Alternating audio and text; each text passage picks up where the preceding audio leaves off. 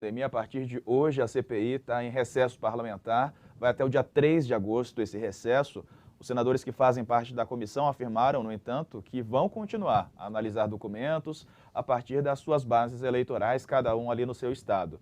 Para a retomada dos trabalhos, em agosto está previsto o depoimento do sócio-presidente da Precisa Medicamentos, o Francisco Maximiano, segundo o vice-presidente da CPI, Randolfo Rodrigues. É isso que vai acontecer, né? O Maximiano vai depor nessa retomada. A Precisa é suspeita de irregularidades em contrato de compra de doses da vacina indiana Covaxin. Aliás, a empresa tem um histórico de atrasos em contratos mal feitos com o governo federal. O recesso chegou, portanto, uma paralisação aí de 2 semaninhas nos trabalhos, né, em função do regimento da casa, que assim pede depois da votação de ontem, não é, Josias? Qual que é a tua expectativa agora para esse momento, né? É um momento de paralisação, a CPI vinha ganhando ritmo, né? Aqui nós precisamos ver o que há de positivo e o que há de negativo, né? O que há de negativo é que vai se desmontar o palco da CPI. O que eu chamo de palco são esses depoimentos. Toda semana você tem 2, 3 depoimentos. Isso mantém o interesse da sociedade na CPI. Isso vai se interromper. O que é que precisa ser feito agora? É preciso que a CPI aproveite esse intervalo para mergulhar nos dados que já chegaram, documentos, quebras de sigilo bancário e telemático, né? Muito e-mail. E a mão de obra à disposição da CPI ela não é grande. Agora, é preciso ver se os parlamentares, de fato, vão cumprir o que estão dizendo. Todos eles estão dizendo, não, nós vamos nos manter ativos durante o recesso e vamos analisar os documentos, para que a gente volte, depois do recesso, municiado de informações que nos permitam avançar, inclusive, nos depoimentos. Porque quanto mais municiado você está, mais preparado você se apresenta nos depoimentos para reagir a mentiras e desmontar eventuais conversas fiadas dos depoentes, né? Então, há um risco muito grande de alguns dos senadores amolecerem esse ânimo, e se isso acontecer, vai ser ruim.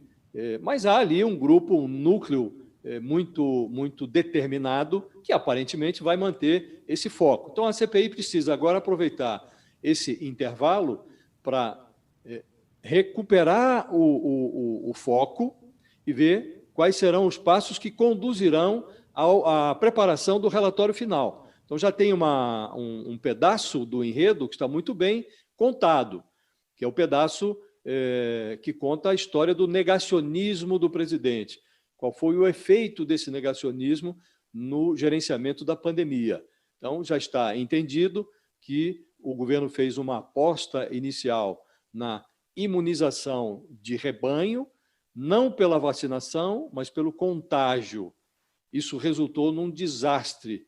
O governo apostou num medicamento que não tinha serventia, cloroquina e os seus assemelhados, o kit Covid, que só agora o Ministério da Saúde está desqualificando, e isso resultou num desastre. Estamos aí com mais de 530 mil mortos. Retardou a aquisição de vacinas. Hoje, há um número de vacinas muito grande, já adquiridos, mas está chegando muito lentamente, mais para o final do ano, e isso tudo prejudicou. Aí, esse capítulo das vacinas ganhou o componente da corrupção.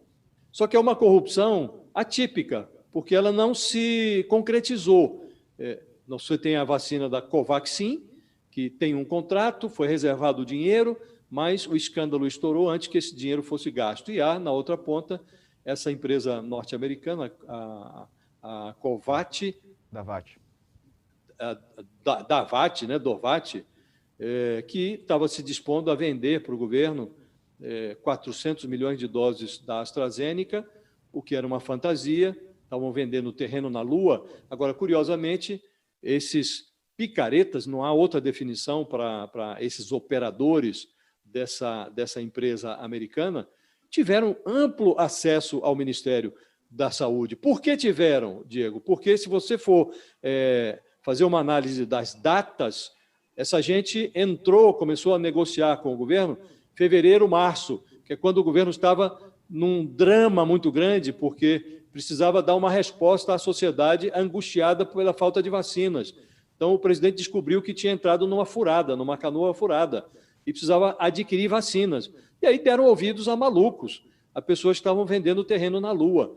E entrou nisso um componente de corrupção.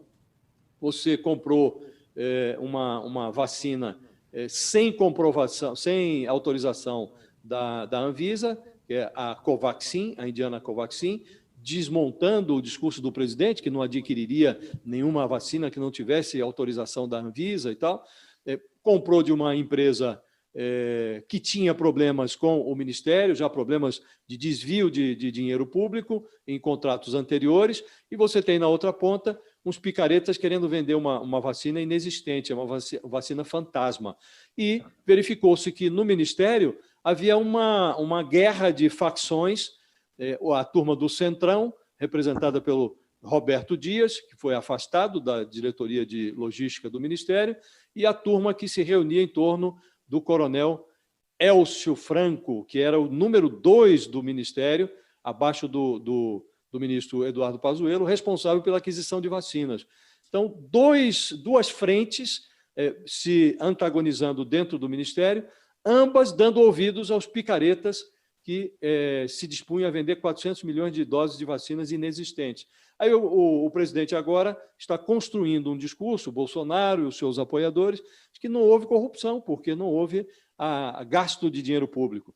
Então, é como se o presidente, mal comparando, considerasse normal que uma quadrilha invadisse um banco, chega até o cofre do banco, bota uma arma na cabeça do gerente, o gerente abre o cofre, aí soa o alarme, e vai todo mundo, a quadrilha sai correndo sem levar o dinheiro do banco. Aí vai dizer que não houve crime? Houve crime, não levou o dinheiro, mas o crime ocorreu. E para que a corrupção passiva se caracterize, o Código Penal prevê que não precisa receber o dinheiro, basta pedir ou aceitar uma oferta, né? Então, esse é o quadro que nós temos. A CPI precisa organizar tudo isso e dar um curso, colocar isso de forma compreensível num relatório. É isso que se espera que ocorra nesse recesso.